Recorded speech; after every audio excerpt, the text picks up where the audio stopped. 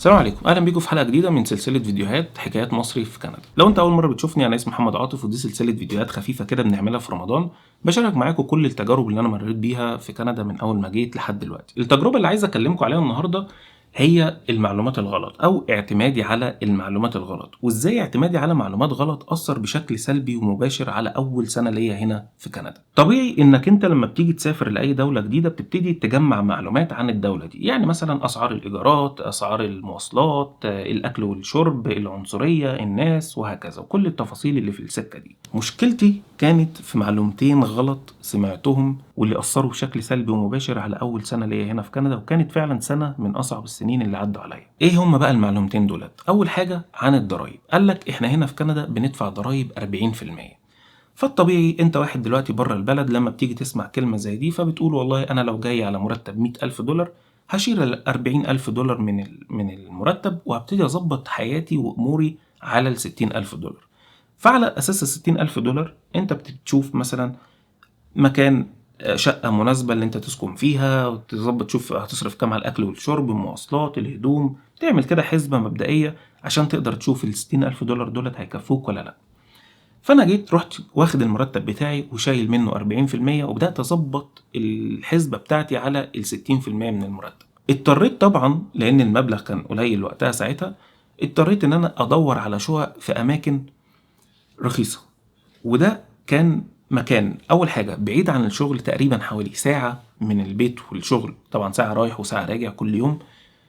الشقه في حد ذاتها كانت وحشه، كانت وحشه جدا. البيت كان قديم والمنطقه كمان مش احسن حاجه. المشكلة ان انا لما جيت هنا وبدأت اشتغل وبدأت اتعامل وبدأت اقبض بقى فلوس، اكتشفت ان انا الفلوس اللي انا باخدها من الشغل، القبض بتاعي يعني، اكبر من اللي انا كنت عامل حسابي عليه. ولما ابتديت اسأل واشوف ايه الدنيا ليه انا باخد فلوس اكتر، عرفت ان الضرايب هنا في كندا شرايح.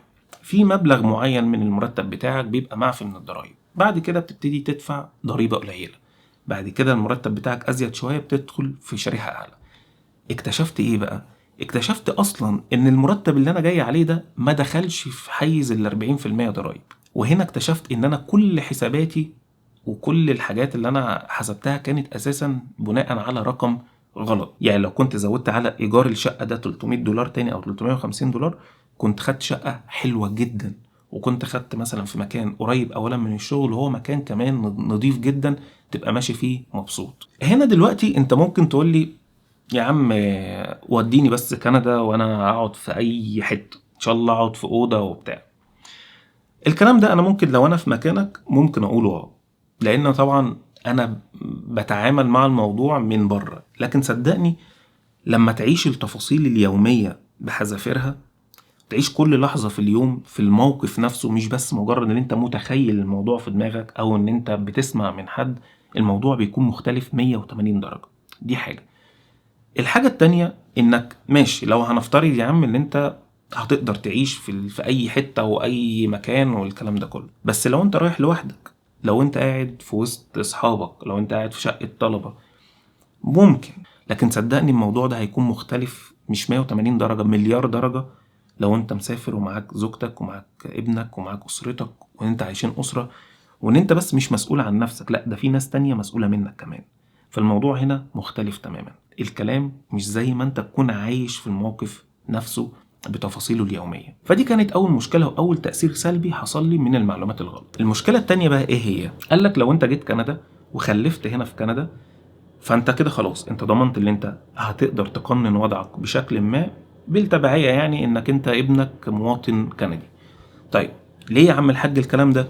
قال لك والله انك انت دلوقتي خلاص، يعني الطفل ده كندي، هيروح فين؟ هو دي دولته، فهو هيقعد فيها، فانت بالتبعية كده وبناء عليه انت هتقعد مع ابنك ده بناء ان هو كندي. المهم جينا في اول سنة ربنا كرمنا وخلفنا، جينا نسأل بعد كده عن ايه بقى ممكن نقنن وضعنا او ده يسهل علينا الاقامة او الكلام ده كله.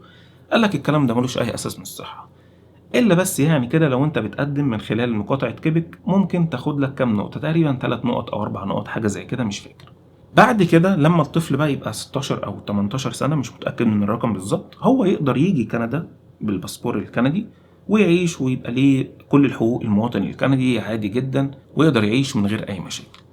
قبل كده هو اللي مربوط بيك مش انت اللي مربوط بيه. يعني مثلا لو انت بتصريح عمل وتصريح عملك خلص ومش لاقي شغل ومعرفتش تقنن وضعك هنا في البلد، فارجع بلدك وهتاخده معاك.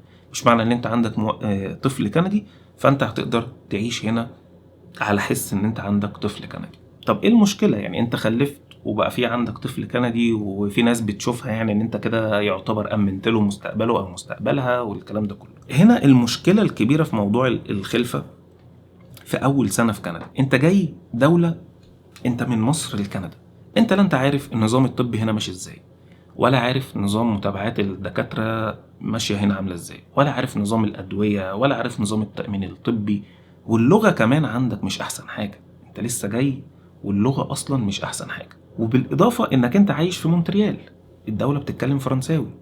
يعني لو لقيت حد بيتكلم فرنساوي بيتكلم انجليزي وهم بيقولك ماشي بيتكلم انجليزي، كل الورق وكل التعاملات اللي بتجيلك رقم واحد كده هتجيلك بالفرنساوي مش هتجيلك بالانجليزي. فالموضوع كان صعب بكل المقاييس. وكل ده ليه؟